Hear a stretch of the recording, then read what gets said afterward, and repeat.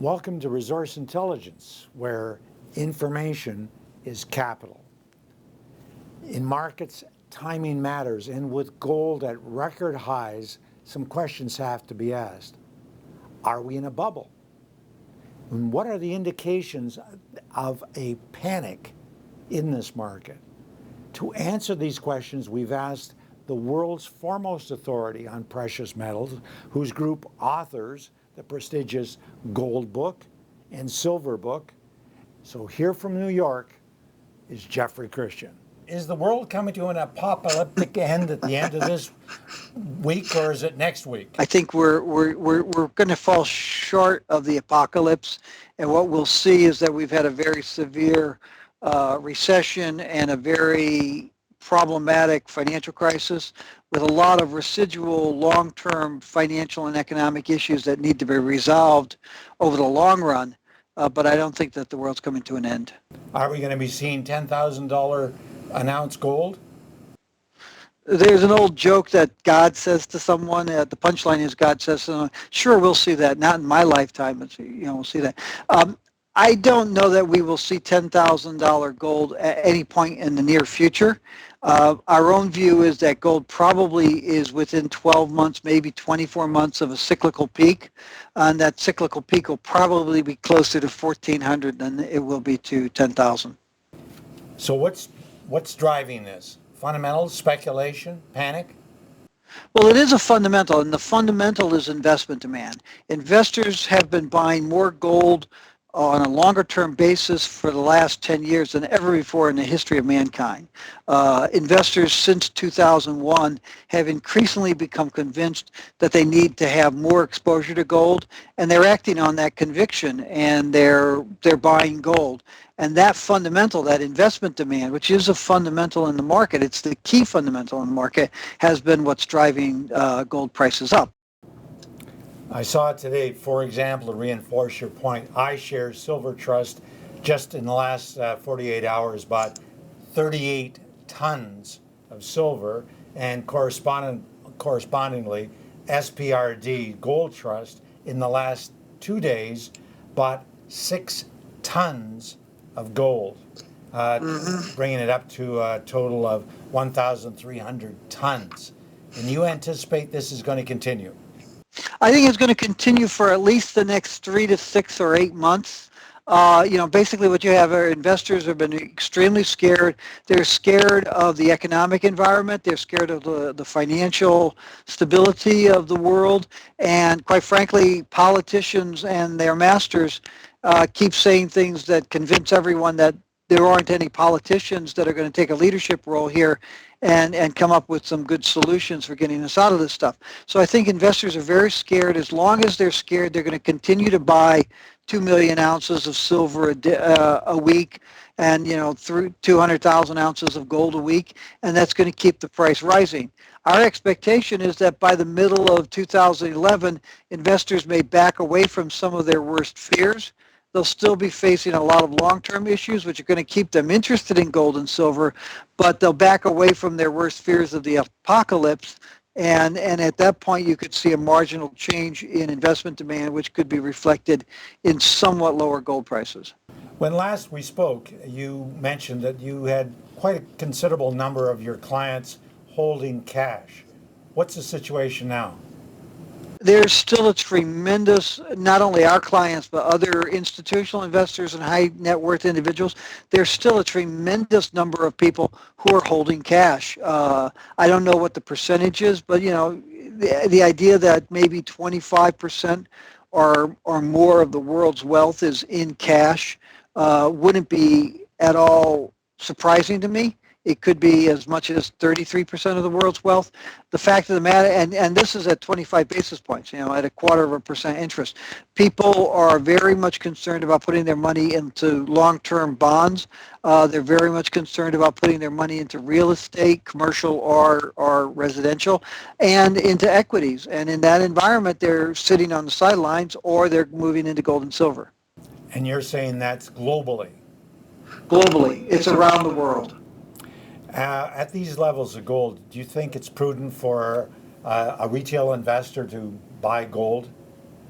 I'm not sure that I would be a buyer today. I mean, we're just we're at record highs here. I think that if I were a short-term investor, I would be buying gold because I expect the price to rise further between now and December, January, February.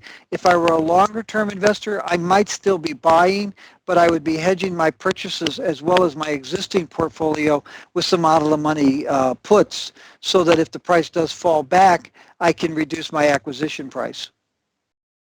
Do you see any signs of a bubble here or panic?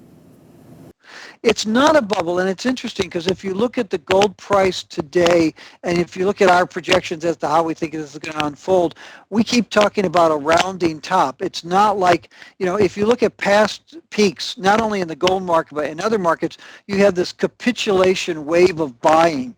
In gold, for example, gold went up to about $300, $400 in 1979, between say January of 1979 to November of 79, and then it raced up to $850. It spent 2 days over $800. On the third day, it fell $143 to below $700 an ounce, and by March, it was back to $500.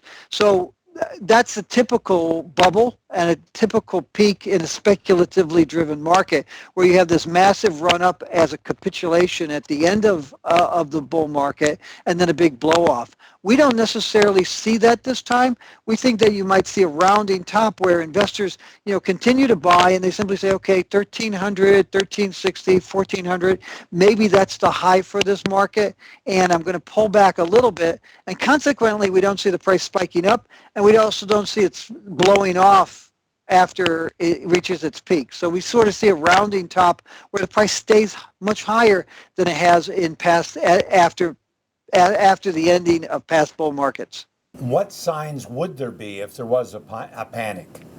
Well, I think if there were a panic, the gold price would spike up much higher, not to 1400, but 15 or $1,800 an ounce. And I think at that point there'd be any number of people. I was having lunch with someone today who was the net acquisition price that he has was $600, which means he really stopped buying around $700 or $800 or $900 3 or 4 years ago. But he had also been buying earlier when it was $300, $400, $500 an ounce. I think that if you saw the price spike up to $1,700 or $1,800, you would have any number of people who would take some profits, and then the price would come off. Is silver underpriced? I don't think silver is underpriced. It may be a little bit overpriced from a sustainable basis right now, but silver's got all of the good things going for it with gold as a safe haven and a store of value and a portfolio diversifier. But it's also an industrial metal, and the silver use has been rising sharply in flat panel displays, in solar panels, in semiconductors, and other electronic applications. And so I think silver's got a couple things going for it. I'm not sure that I don't think it's undervalued. It may be a little bit overvalued on a short-term basis. Jeff, you're in New York. You have your finger on the pulse of the economy as well as the politics. The U.S. has been out of recession since June of 2009, in theory. However, Laugh when you say that. Yeah. Yes. Well, that's what your Council of Research or something of that nature just got finished saying. GDP's improved by 50%, yet we have an unemployment rate closer to 10% than 9%. What do you think is the future looking like for the Obama administration ability to stimulate the economy? Well, first off, look at GDP actual levels of gross domestic product in the United States. From the peak at the end of 2007 to the trough in the middle of 2009, the U.S. economy contracted by 4%. And now it's up 3% off of that low. So it's been a 3% growth in actual real economic output. The recovery actually is about on trend compared to post-recession recoveries in the post-war experience. And we think that what you're going to see is a continued real GDP. We're looking for real GDP, between 1% and 2% in the second half of this year, a little bit stronger in 2011, but relatively anemic in the order of 2 to 2.5% real GDP, 2011, 2012. I think that the U.S. and European GDP growth will be restrained by the need to pay down debt, both in the private and in the government sector. And I think that employment will lag. In a typical recovery, you see about a 3% decline in unemployment rates in the first 2 years of an economic recovery. The consensus expectation and the expectation that the administration has thrown out is in line with that, is that we'll lose about 2%. So we'll go from about 10% unemployment down to about 8% unemployment by election time 2012. And I think that that's probably a fair number. You've had a tremendous amount of jobs destruction in the United States, and you've had a very anemic recovery in terms of jobs recovery. I think that jobs will be created, but it's going to be slower. And I think again that a lot of the government policies have basically been scaring would-be employers onto the sidelines. So and you've definitely seen this in July and August, where a lot of corporations pulled back not only from hiring people, but also from capital investments. And when you start drilling down into, what were the motivations, it was economic uncertainty due to changing government policies in Washington. Do you see a need for further stimuli then, or is it just to stay the course? I think it's a stay the course type of thing. If you look at the original 740 some odd billion dollar stimulus program from early 2009, 38% of that still hasn't been spent. I'm not really fast with math, but that's a few $100 billion that's out there waiting to be spent. So I don't think you need to kick out another 50 billion here or 75 billion there. I think what you need to do is do what you said you were going to do 18 months ago. All right, changing course for a moment. Do you think the Chinese renminbi should become the official currency, or standby currency, if you will? I don't think so, and much more importantly, the Chinese government doesn't think so. I mean, the Chinese government, like the Japanese government before it, has made it very clear that they are students of history and that they understand that the French, then the British, and then the Americans have all basically destroyed their economies by allowing their currencies to be the denominators of the world economy. And the Chinese have absolutely no interest in seeing that happen to the yuan. And I think that they will avoid that. The problem, one of the big problems that the world faces, which is great for gold and silver, is that there's nothing on the horizon to replace the dollar. But the Chinese government definitely doesn't want it to be the yuan, and I think that they will be successful in avoiding that, at least for the next several decades.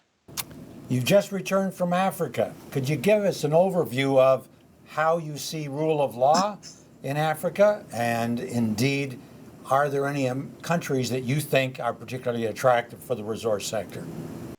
Well, okay, I was in South Africa. Africa is a big continent, and there's a wide range of countries. But just focusing on South Africa, I'm extremely concerned about changes in the rule of law.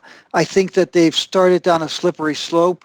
I don't know if it takes 20 or 40 or 60 years, but it's a very scary place to be in terms of constitutionality of government actions. There's a lot of corruption and self-serving in the government. It's not a particularly healthy place to be. The best thing you can say about South Africa, though, is when you stack it up to other countries, it still shines out like a beacon in the night. I mean, South Africa is doing a lot of things. They're talking about the potential to nationalize mines and stuff, but this isn't a time when the Australian government's talking about a super tax on mining, when the United States and the Canadians are trying to block Chinese and other investments, where you have all sorts of protectionist activities around the world. So, when you put the South African government's actions into the context of what's going on within the rest of the world and relative to the rest of the world, they don't look so bad. The country I do like is Mexico. I think Mexico, they have a lot of political problems right now with their war on drugs, but I think the Mexican government and the Mexican government's respect of the rule of law shines out as one of the best countries right now in terms of investment for mining. Couldn't agree with you more. And we have to sort of wrap this up and now meet with your lovely colleague, Catherine. Oh, well, thank you. As always, thank you for having us. We like being on your show. We think it's a great vehicle that you've got here, and we're glad to be there.